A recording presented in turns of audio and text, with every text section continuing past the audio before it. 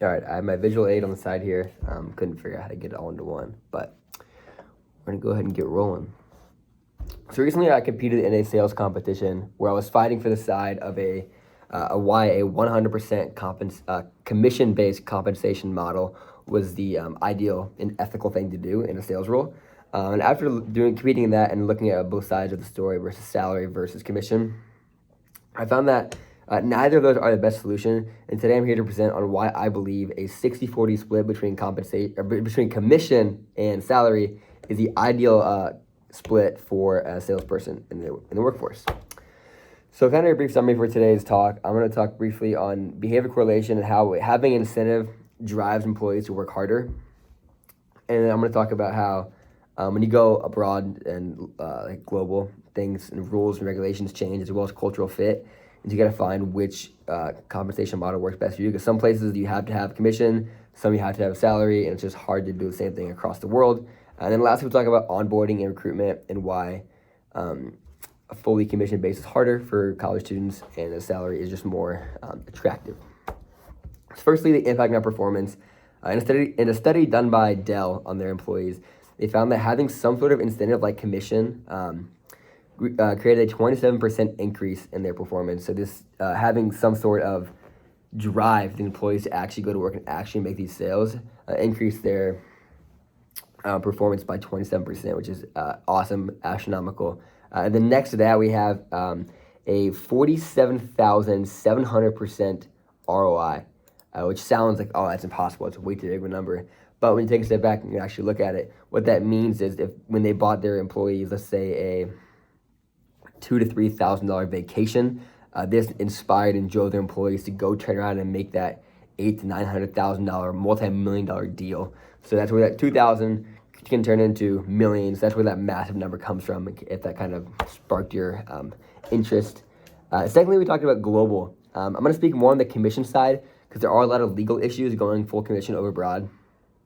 So cultural fit is the first thing.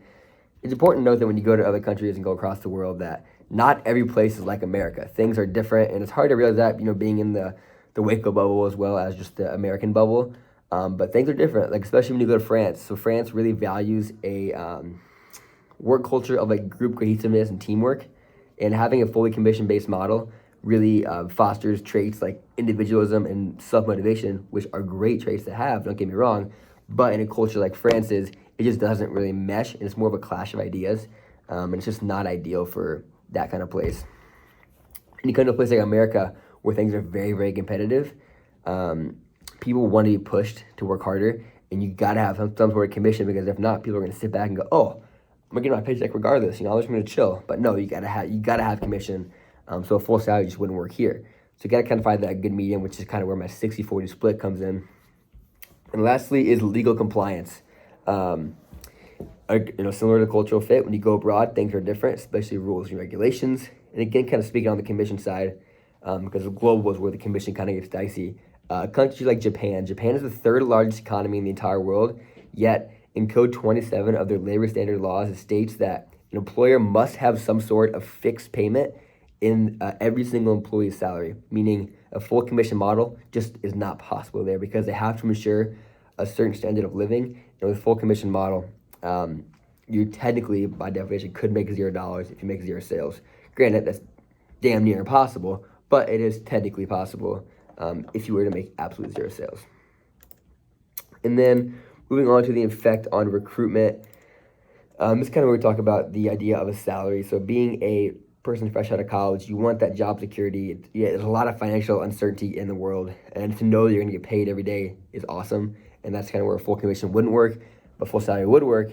But next to that, we have, being in a new job, it's easy to get sidetracked and distracted. So you want to have that drive to succeed, and that's where having a commission would help. So you can kind of see where I'm going here with the whole, you got to have a little bit of both. Because when you go to other offers and you have that attraction from these companies, you're going to figure out, okay, where am I going to have the most financial certainty as well as the most drive? So that's why I'm here to present my resolution, which is the 60-40 split, 60% salary, 40% commission, because you are guaranteeing your employees a certain level of standard of life, because you're paying them a base salary regardless of how they do. And then on top of that, they're earning extra money based on their performance. So if an employee is doing astronomically well, they're going to earn a lot more because of this awesome trait that they've developed. But if they're doing bad, it'll be kind of a wake-up call like, hey, I earned a lot less this year. That means I've kind of, slacked off. I kind of just hopefully drive them to a new level the following fiscal year. A couple results for you. Of like all the companies in 2021, of all sales organizations, over 50% have used this 60-40 split, meaning there are lots of different kind of splits you can do with like 70-30, 80-20, 100% 0, 0, 100. I talked about those earlier. And 50% of companies use this, making it the most popular, with 70-30 just behind. So again, it kind of depends on your industry of sales that you're doing, but it is a great model. So going forward, if you're going into sales, I recommend that you talk to your employer and be like, hey, I think this split is a great idea, because I truly believe that these facts do show that this 60-40 idea is the ideal split for salespeople. Thank you.